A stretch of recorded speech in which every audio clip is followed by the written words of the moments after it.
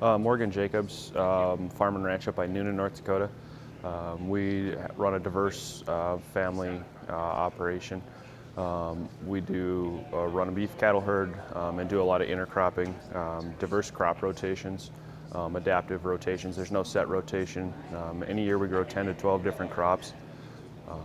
And then we also direct market beef, pork, chicken off the farm direct to consumers. Most of the presentation is about intercropping. That's growing two crops in the same field, harvesting them together, and then separating them afterwards. That's the most of the talk, and then we'll also talk about some of the other things that deal with diversity on our operation. A big driver on our farm is finding a way to keep more money in the farmers' pockets. I have an accounting background, so net profit's a big driver on our farm. We don't talk yields, we talk net profit, and intercrops allow us to gain a higher net profit on our farm. We're gonna talk about intercropping, but first I'm gonna share a few things first about our operation, and then some other things that we do as far as soil health on the operation, and then we'll jump into the intercropping. You'll see the question I've put on the title slide here, who would ever do that? We'll talk about why I put that on the title slide, because I have a feeling that there's a lot of people that might ask that question. Rocking J Grain and Cattle LLC is something that my brother and I started. The LLC, my dad has been farming for many years, and we farm with him. It's a family operation. It's very diverse, crop rotations. I put rotations in quotations because there's really no rotation. It's adaptive. Any one year we'll grow 8 to 10 crops. The past summer we grew 12. They're everything from legumes to oil seeds, cereals, and then there's a mix of warm season and cool season crops. We also have a beef cattle herd. I call these 200 plus combines with 4 legs. We direct market beef, pork, and chicken. And then we also have a couple custom operations, fertilizer spreading and grain cleaning. I only put that on here because that's going to give us a little bit of an advantage when we're talking about intercropping. My dad here, my mom, my wife Kayla, my sister Mariah, my sister Hannah, my brother Isaac, and his wife Amy. In this picture, you'll see 3 full-time farmers, 2 full-time veterinarians, a full-time student applying to vet school, a physical therapist, paraprofessional that is studying for her master's degree, and 2 very supportive grandparents. Our soil health journey, where it kind of got started, 2004, Dad bought his first no-till air seeder. Everything's been no-till since. We don't own a piece of tillage equipment. But Dad always tells people I bought a no-till air seeder for all the wrong reasons. In 2007, Isaac was a 5th grader and bought his first cow, so he knew that he always wanted to be on the farm. In 2012, I graduated from high school, and I said I'd never step foot on a farm again. It took me 1 semester to realize maybe it wasn't so bad. I was 1 semester out at University of Marion, and I decided I was going to transfer to BSC. I tell people I got the best education I could have. It's where I was brainwashed. So I got an accounting degree and a farm and ranch management degree. I spent 3 years at a junior college. In 2015, I took a range management course from Paul Brown. I learned more in 1 semester from all the producers that we visited their places than I have in many years. 2016, Isaac moved back to the farm after a couple of years of auctioneering. And how we got into where we are currently is many seminars, workshops, farm tours, and innovation group meetings. What drives their decision making? First, it's the 5 soil health principles. And then it's the idea of how do we keep more money in the farmer's pocket. I kind of stole this from Greener Pastures Ranching. Steve Kenyon put on a presentation that I was at when I saw this graph. It's Canadian data, but it would hold true in the United States too. From 1926 until 2016, you can see that there's no lack of money in agriculture, but who's getting the money? So that's what we try to figure out is how we can keep more money in our pockets and make it viable for the farmer. Northern Prairie Market LLC was just formed in October of 2019. It's what we are rebranding our direct marketing to. We actually started selling custom orders of beef off the farm in 2012. In 2015, we got a full retail meat license. It's the only one in North Dakota. or Northwest North Dakota, and then we have formed the LLC in 2019. We hope that we'll have a website. It's in the works, but hopefully it is ready soon for educational videos, online sales, and to be able to tell the story about our operation and why we do what we do. So then we'll talk about a few other things before we get into intercropping. We do full season grazing as much as we can. We live in far Northwest North Dakota, so the winters do get harsh at times. Right now the cows and the calves are still on the cows. They're on full season covers. What it allows us to do right now, it helps us with calving later in June. Just when the cows are in different stages of the reproductive cycle, it lines up better with forages we have available to us. We can keep the calves longer, and it gives us a lot of options on what we can do with those calves. We don't do the same thing every year. Some year we might background them and sell them. Sometimes we might sell them right off the cow. It kind of depends on the feed situation, how the grass grew, what kind of covers we have. It allows for less feed and equipment needed. Maybe it's a little more labor and management, but my labor is a lot cheaper than a piece of equipment you can buy these days. In the year after, or what I call next year, it allows us to use less inputs and increase our water holding capacity. Both of these things are important for the profitability of our operation in future years. I think it will lead to higher quality foods as we grow our soils, and carbon sequestration payments in the future, I think, can act as another cash crop. Bale grazing. Last night we heard Lyle talk a little bit about healing a saline seep. So what happens in our area is water runs off of the hills south of Noonan through a creek, through a lot of our pasture land, and then it eventually drains into Canada. Well, what happens is for many years, it's brought a lot of runoff from the hills, high salts.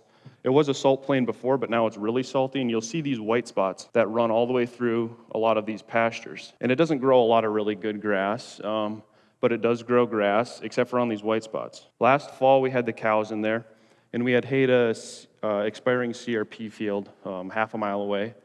And I thought, why don't we put some of these hay bales out here and see what we can do with these white spots? This is 1 year. This white spot ran all the way through here, and you can see the exact circles where these are and how fast it started growing high-quality grass in there. It's not a lot of production yet, but you can see we grew something on a bare white spot in just 1 year. We do also bale graze in the spring and in the fall. We don't quite have the infrastructure set up to be able to graze in the middle of winter with water and fences yet, but we're hoping to get there. So then we'll jump into intercropping. You might have seen this picture of Isaac and I on the cover of the Dakota Farmer. Lon Tonneson came up and wanted to see what we were doing, so we were happy to show him around, and so we thank him for coming out. Things to consider when we talk about the intercropping stuff this year is the weather in 2019, we all know, was kind of a curveball. We had a cool and dry spring. It caused a couple of problems. One, we didn't have any weeds that emerged before we had crop emergence. So pre's didn't work, burn downs didn't work, pre's didn't get activated. And then heavy downpours came. We don't have problems with heavy downpours on our farm because we're able to infiltrate most of that water. But the problem was the heavy downpours came too late in the season. At harvest, we had wheat that was mature and had green sucker heads all over. It caused a really big problem for harvest. It delayed it even further. The drought, or I wouldn't say a drought, but it was dry again for a while. And then September hit and harvest struggles started. There's still a lot of crops out in the area. So the harvest struggles and the limited time we had didn't allow us to really weigh the trials in 2019. It was kind of get them off as fast as you can, put them in a bin, and worry about it later. So I don't have a lot of the 2019 data compiled, but we'll talk about what happened in 2018 and kind of what we saw visually in 2019. So who would ever intercrop? Why would anybody ever do that? I had that on the title slide, and that's because that's exactly what I said the first time I heard about intercropping. It just seemed like a lot of extra management, a lot of extra hassles to deal with. But then I started thinking about, the question was posed, I responded to it in that way, and then I went home and started researching it. And I found that there's a lot of people in Canada that were doing it. I found some information from that Lana Shaw had already started doing. And then I decided that, well, we already had a seed cleaner. So that wasn't going to be a problem. And why not try it? I mean, I don't have to go out and seed a full quarter section to this, or I don't have to do the whole farm to it, but why not try it? So the first year we did about 25-acre test strips. That's what we started with. But questions to ask yourself when you're starting. There might be increased management with seeding, reduced options in weed control. How do I set the combine at harvest? Do I have the storage? And then crop insurance is a big thing. You cannot get federal crop insurance on an intercrop, because go figure, the government tells us that's not a good faith effort in growing the best crop. The good thing I can tell you is that RMA was out at our place this year with a couple of different insurance companies, and they are working on it. Their original idea is far from something that's going to work for intercroppers in the United States, but they are working on it. First, we'll start with Piola. It's peas and canola, probably the most common, and I would call it probably the most easy intercrop to start with. So what we did was we seeded 150 pounds of yellow peas, 2.5 pounds of Clearfield canola, because that allows us to use a Mazamox technology in the intercrop if necessary. Then we did a fertilizer trial besides. So we had a full quarter. We seeded 50 acres of straight yellow peas. Then we had 70 acres of the Piola and 20 acres of the Clearfield canola seeded at a full seeding rate. I had some fertilizer left over in the fertilizer spreader when I was done with our straight canola. So I figured, why not do a trial? So I started with 240 pounds of the mix that I had in the spreader, which was 62% AMS and 38% urea. We did 240 pounds, 160 pounds, 80 pounds, and then no fertilizer. We did inoculate the peas, of course. A couple of pictures here. A few of the pictures you will see came from the neighbor. His name's Greg Bush. He's one of my mentors in farming. He had a couple of the same trials that year, so some of those pictures came from there. You can see them. There are a few weeds there, but they didn't really cause us a big problem in 2018. Some of the advantages, it allows you to cut higher. The peas use the canola as a trellis. They fed better into the combine than straight canola, you can see differences in your fields. If you have high spots, the peas seem to do better, and low spots, the canola seems to do better. So that helps cover bare spots in a typical monocrop field. One of the problems we had was the yellow peas matured too early, and we probably shattered 5 to 8 bushels maybe before we combined them. So we'll have to take that into effect when we look at some of the numbers later on. In the fertilizer trial, we paid attention both to the combine yield monitor and to the weights coming off on the grain cart. We didn't see noticeable differences by gross weight across the fertilizer trial. What happened was with more fertilizer, the more canola, the less fertilizer, the more peas. So it's my thought is that if we're putting down fertilizer with a legume crop, we're pretty much making that crop lazy. Here's some harvest sample, or the harvest sample you can see comes out of the combine like this. You would think it would be tough to set a combine, really set it for peas and turn the wind down is a good place to start. Then we cleaned it. You can see you get a pretty good pea sample. The canola looks dirty, but that cleaned out to, I think it was 2% dockage or something. Changes we'll make, and that we did make, it depends on the field and your weed control situation in that field. But is the Clearfield technology really required? And one of the issues is that to spray Raptor on peas, you're supposed to tame it down with Basagran. Well, you can't use Basagran on canola. So we ended up cutting the rate of a Mazamox that we applied. And, I mean, it knocked the weeds back, but if you don't have a big weed pressure, I think it's just a waste of time. But that, of course, is very dependent on your field situation. Seed maybe a bit deeper in future years, and we did that this spring. I think when you have a pea pushing out, I should have said earlier, we seed down the same chute of the drill. So they're going down the same depth in the same row. So I would, depending on soil moisture conditions, seed a little deeper, because when you have a pea pushing out of the furrow, it helps break the path for the canola to follow it through to the top. Fertilizer, not an agronomist, but if I was going to make a recommendation on what we saw, maybe just low rates of AMS if you have sulfur issues. Some have liked the results with no fertilizer applied, and we didn't apply any fertilizer to any intercrop this year. Chickpea flax is maybe one of the most common. It has a lot of benefits if you're growing chickpeas. I've heard people say, and Lana Shaw is probably the first one to say it, if you're growing chickpeas, there shouldn't be any chickpeas grown without flax in it, really. It saves a lot of hassle. We're not really in chickpea growing country, but it's really one of the most common, so we tried it. We seeded 120 pounds of leader chickpeas. I wouldn't recommend leader chickpeas, but that's what we could get our hands on in the spring of 2018. 17 pounds of brown flax. We have since adjusted that down. We use Spartan Charge as a pre. There are more weed control options with chickpeas and flax. No applied fertility. Of course, we do inoculate the chickpeas. We did make one pass of fungicide application. After 2 years now, I've come to the realization if you're going to grow chickpeas, you have to be ready to apply fungicide. I'm not sure that we're going to grow chickpeas next year just because of that reason. We don't want to apply fungicides to our soil. But the disease, the flax does help reduce the disease, but it doesn't eliminate it. A couple of pictures here. You can see we seeded our chickpea flax on, this picture here is from our field. We seeded it on canola stubble. You can see wheat residue from the year before. I don't know that that's the best rotation, but that's the land that we had close to the farm that was available for the trial that year. This video might play just so you can see the how it feeds, what it looks like going into the combine.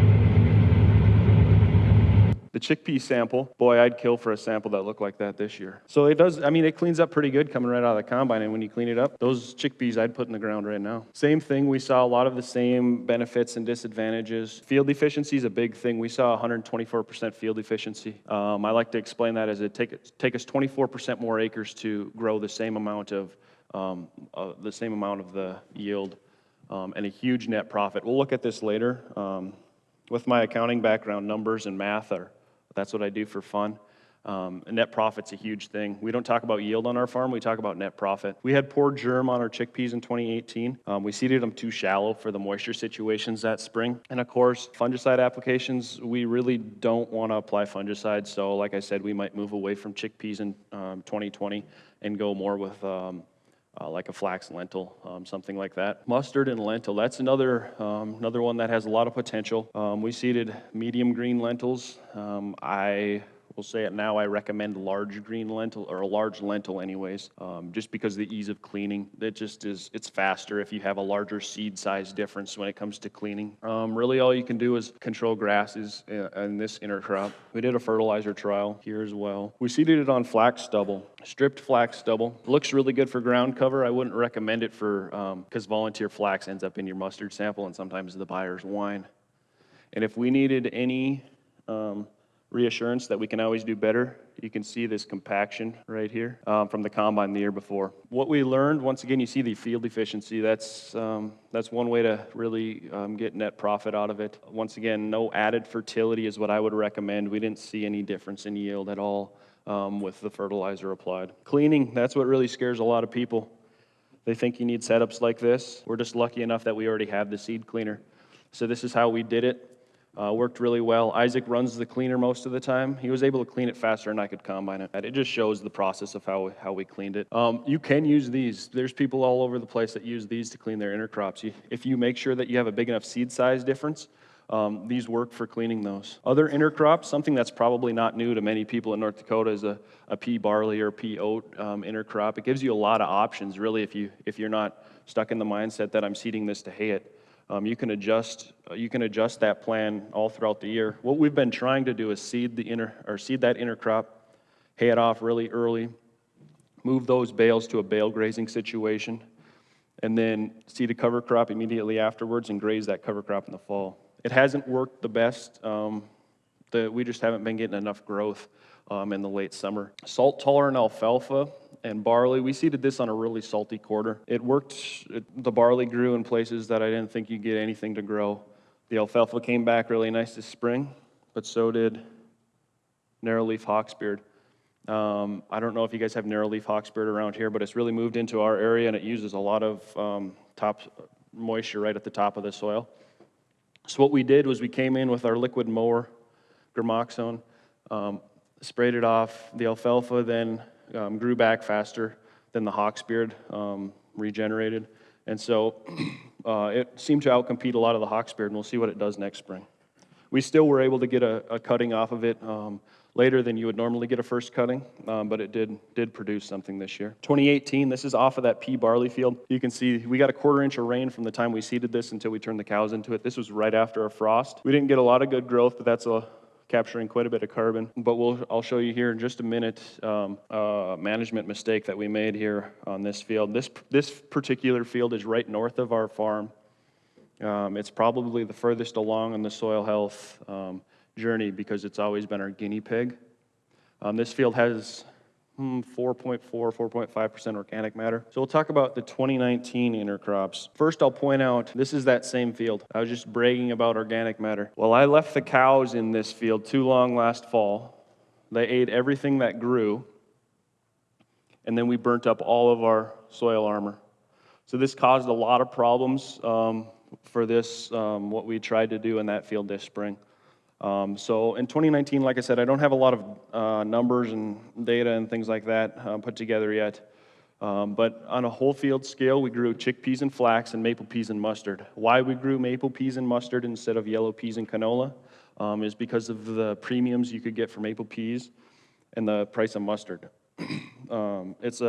Intercropping is really a tool we use to get higher net profit on our farm and put more money in our pockets. I think there's a major problem in where the money is being distributed in agriculture these years. So much of it is going back to the companies you buy your seed from, the companies that you buy your fertilizer from. A lot of that money is most of all of that money is not staying locally.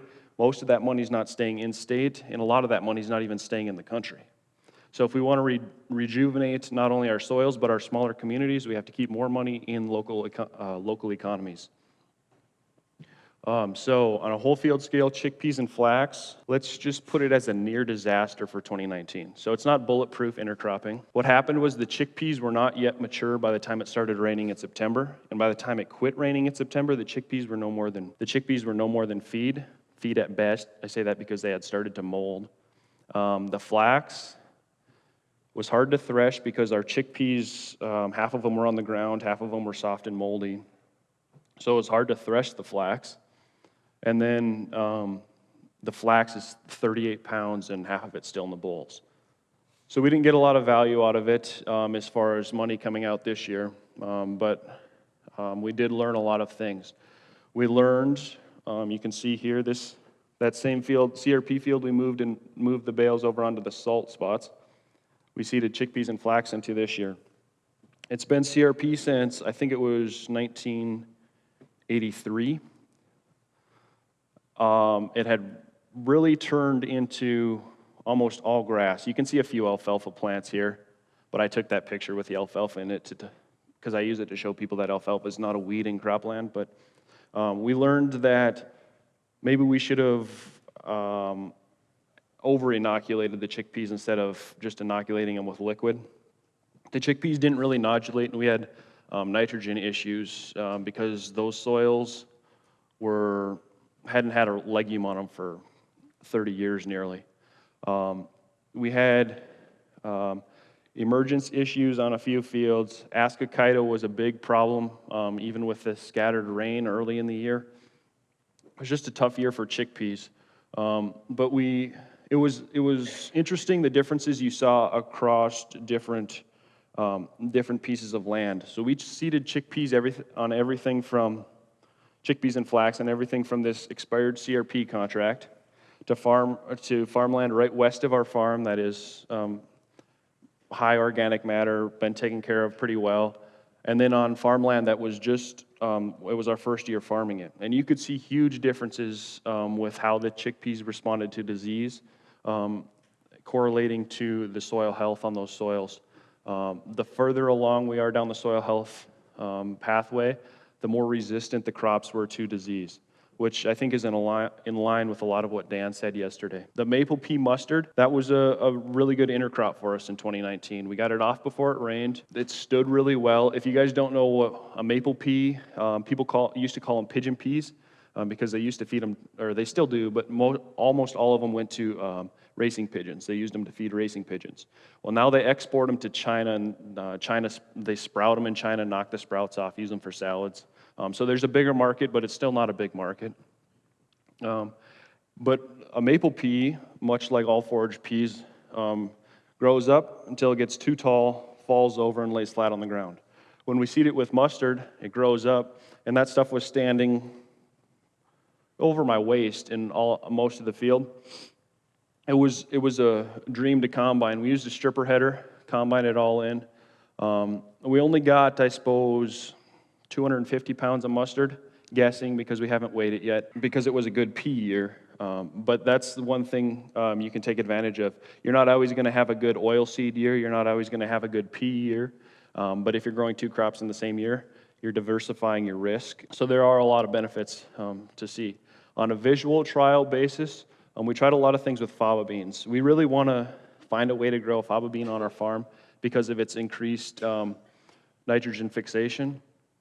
It wasn't a good year, lack of early moisture for growing faba beans. Our monocrop faba beans that we grew so that we have seed again for next year were only about 22 bushels an acre. Average yield in our area is 30 to 35.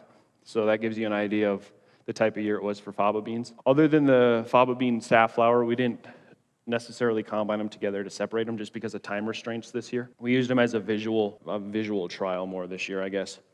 This one, the faba bean, corn, and flax, that's the field you see here. We only seeded 1.5 pounds of flax. The idea was to get early colonization of the mycorrhizal fungi to help the corn and the faba beans trade nitrogen. We did not apply any fertilizer. We sprayed a short rate of Roundup, and I believe it was Spartan Charge in the spring. We did use a pre anyways, but the pre didn't activate.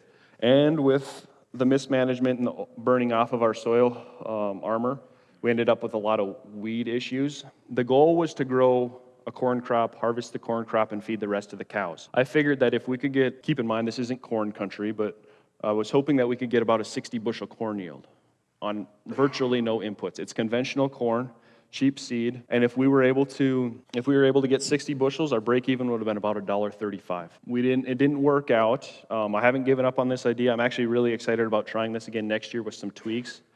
But we're going to put it all through the cows this year. I think there's a lot of opportunity if we can keep the weeds from taking over. That was the biggest problem, was the weeds. The weed pressure just overran the corn this year. But that's what I talk about. Typically, guys in our area want 120 bushel corn. 100 is probably more realistic, and they think I'm crazy if I'm shooting for 60 bushels. But it's not gross yield, it's net profit that we're worried about. Faba bean and mustard again, just to try and figure out some way to be able to grow a faba bean profitably on our farm. I'm not sure that we'll do it again. The mustard, we didn't see really any yield difference between monocrop mustard and the intercrop, but there was virtually no faba beans to harvest. The faba bean safflower, that one we might do again. It worked out better than I ever expected it to. There was a pretty intense weed pressure, but typically in faba beans, you end up with a lot of shatter loss right when they get mature. The pods just don't hold together well. For whatever reason, almost all the faba beans were still in the pods as we waited for the safflower. It was probably 2.5 weeks for the safflower to mature. Faba bean and wheat. We did that just very small scale to try and eliminate synthetic fertilizer in wheat. We didn't use any starter, and we didn't apply no fertilizer at all. One issue is that you lose pretty much all weed control options. Like I said, it wasn't a good year for faba bean growth early on in the year, and I think that would be important for the bean to start pulling nitrogen in and feeding the wheat crop earlier. We might try that one again. So you can see here, This is the faba bean mustard one. It's kind of hard to see with the light in the picture, but they grew well together, but the faba beans just didn't produce seed. So then we'll talk about what I think a lot of people find interesting. Like I said, on our farm, we talk about max yield and not talk about max yield, and we talk about net profit. So we're going to look at some numbers here that I put together on chickpeas and flax. Keep in mind when we look at these that we'll call them variable costs. They're not true variable costs, but we'll call them variable costs. They're not going to include land costs, interest, buildings, or other depreciation, extra labor, and some other things that are going to vary farm to farm. I tried to put this together in a way that can transfer area to area, farm to farm. But of course, you have to plug in all of your own costs for these things, because they're going to vary farm to farm, area to area. So first we'll look at the cost to produce the crops. You can see in the first column we've got chickpeas and flax. In the middle column is a monocrop chickpea thing. Disclaimer on this is that we didn't actually grow monocrop chickpeas, but we had a neighbor 2.5 miles away that grew monocrop chickpeas, and I got some information from him. Monocrop flax was a check in the field right next to our chickpea flax. Seed, you can see the differences in seed costs. Chemical, almost all the chemical difference is on the fungicide applications. We applied 1 pass of fungicide here. The neighbor applied 4 passes of fungicide in 2018. You can see we did apply some fertilizer to the flax. Seeding rates, seeding costs, I just used $15 an acre as a rough number. Rolling, most people roll monocrop chickpeas. The intercrop does hold the leaves of the chickpeas more upright. They seem to have the pods higher. We haven't rolled them on anything yet. Of course, it costs you something to spread that fertilizer. The sprayer costs, I use $6 a pass. You can plug in your own numbers if you don't like $6 a pass, but I think that includes our time, the equipment depreciation, the fuel. Combining, we had to combine them all. Straw management, there's a lot of people up there on my way down. I was just amazed at how many people were burning flax straw. Seems like a waste of time and a waste of a lot of carbon to me, but they're burning off all kinds of flax straw. That costs the producer something. And then I did throw in $10 an acre for cleaning. There's a lot of people trying to figure out what number we should use for the cleaning expense when intercropping. First, it depends on the equipment you're using. But with I think $10 an acre is really a number that should work in a lot of operations. Because if you think about it, if you do a quarter section, 160 acres, and you're able to clean that in a day, which I think is feasible, and with most cleaning equipment, that's a $1,600 day. That's a pretty good day if you ask me. So you can see the total costs for each of these. Once again, we'll call them variable costs for now. Then we'll look at the gross income here. We have to look at a few prices. These, of course, are 2018. Fall price of flax, harvest price was $975. Contracted chickpeas, if you're a lot smarter than I was, you'd have contracted your chickpeas in the spring of 2018. You could have got about 30 cents a pound.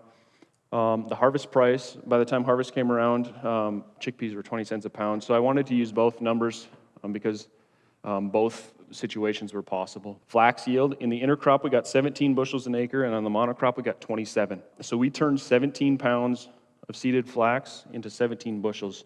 Flax is really an amazing plant when you can see that kind of production from it. Chickpea yields, 2018 we got 1,000 pounds an acre.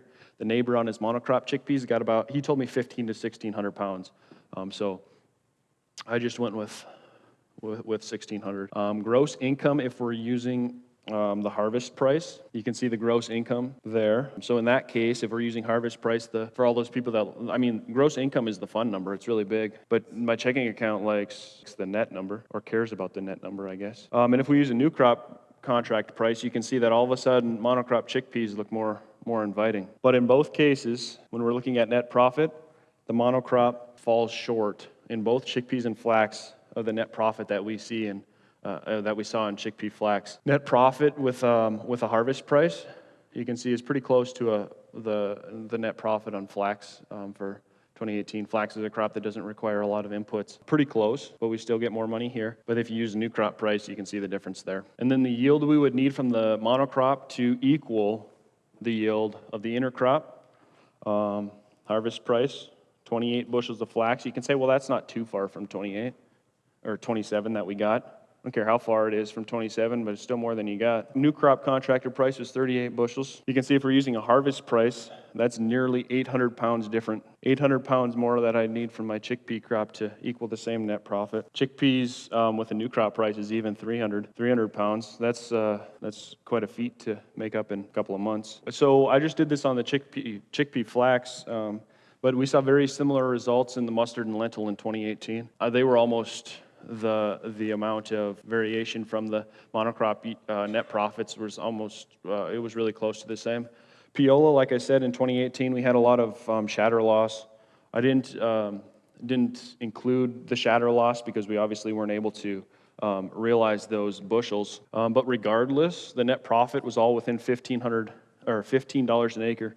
Whether we were looking at monocrop canola, monocrop yellow peas, or the intercrop, $15 an acre. So I say if we're able to find a canola and a pea that line up more evenly with maturity, there's a lot of potential with the piola as well. With that, we have some time, I think, for questions. Here you can see the new website if you're interested. It's not out there yet, but that'll be Northern Prairie Market. Oh, I see I messed it up. It's northernprairiemarket.com. You can find me on Twitter. That's where I see most of the stuff. If you want to look on Facebook, it's Rocking Jay's Farm Raised Feast. That will be changing to Northern Prairie Market. But if you want to follow Rocking Jay's Farm Raised Feast, you'll be notified when we switch over to Northern Prairie Market.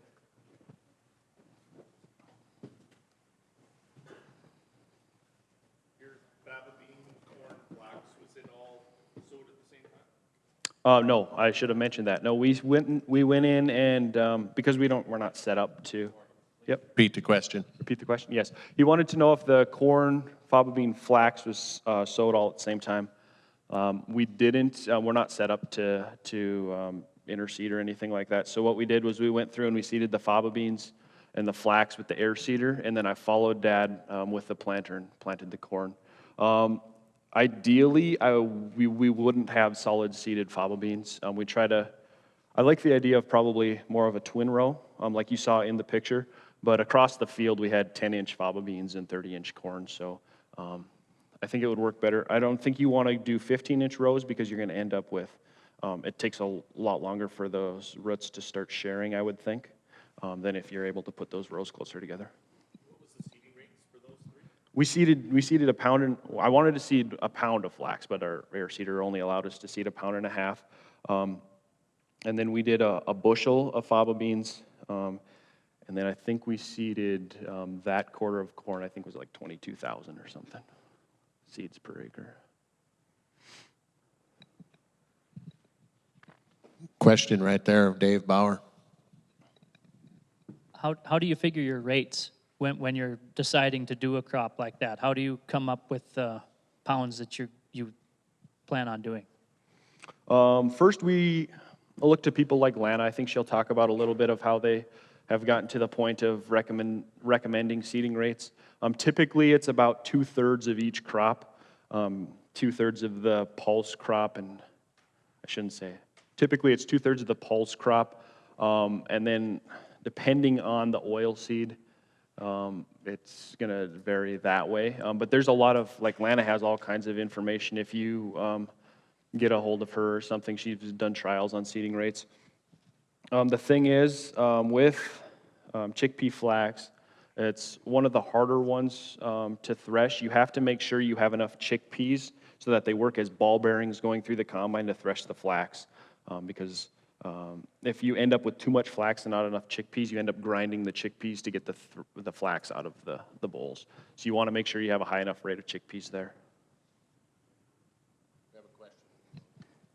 So you said your dad claimed he bought a no-till drill for all the wrong reasons. I guess I was just wondering what you meant by that, and has that changed? He says that. I don't completely agree with it, but that's one of his favorite lines he walks. Because we always when people ask how you got started, we always tell them that Dad got started with trying no-till and whatnot. And he always says, but I bought it for the wrong reasons. He's talking about the reasons he bought it had nothing to do with soil health. He bought it for, he didn't know it had anything to do with soil health. He bought it for time savings and fuel savings is really what it boiled down to. Both very important when it comes to net profit gains, but he uses that line because he didn't buy it for soil health reasons.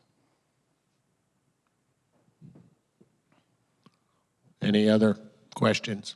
Jay? Hold on.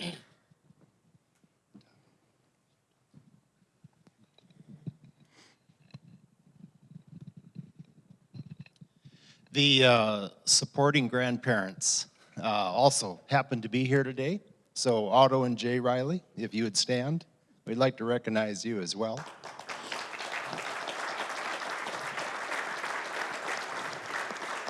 Thank you.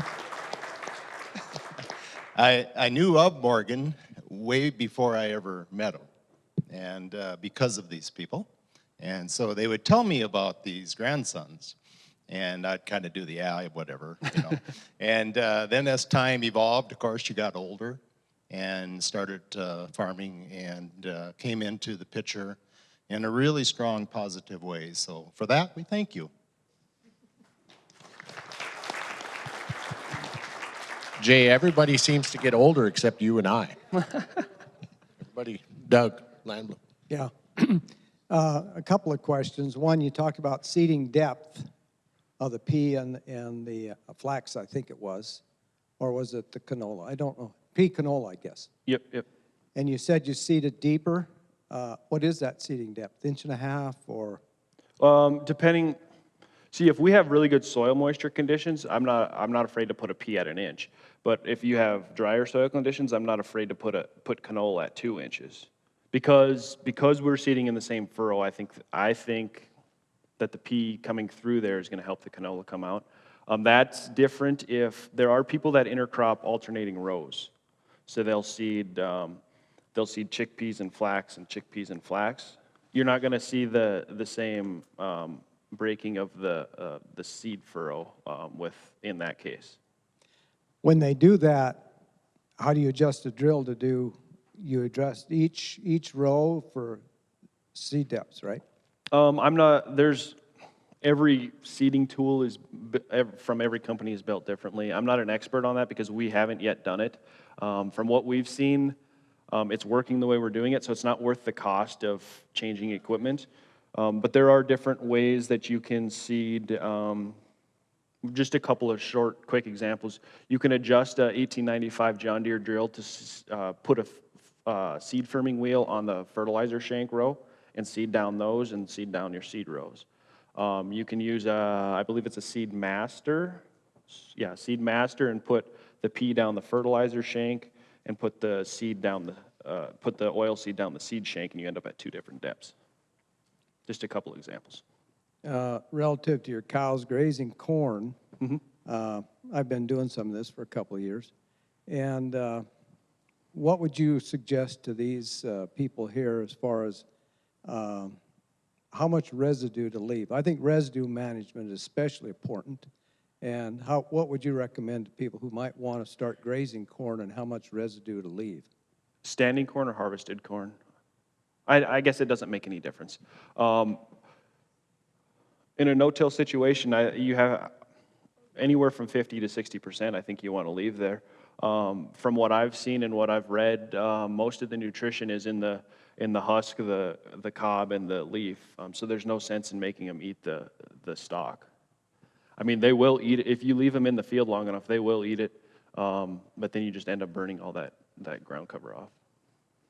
I find in my research that row crops are much more of a challenge in terms of residue management than our crops that are seeded solid, because we got this bare ground, so to speak, between rows. So your interseeding will help with that cover.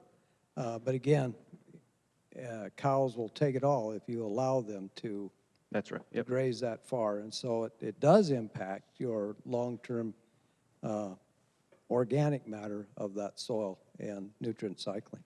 Definitely. Just like you wouldn't take I shouldn't say you wouldn't. Some people do. I wouldn't recommend it. I don't think Jay would recommend it. You wouldn't take your combine off the grain and cut off the straw and bale it and then till it and take all the root biomass. You shouldn't leave your cow in the field long enough to do all of those things. and they will if you leave them there long enough. Well, thank you, Morgan. Let's give Morgan a hand.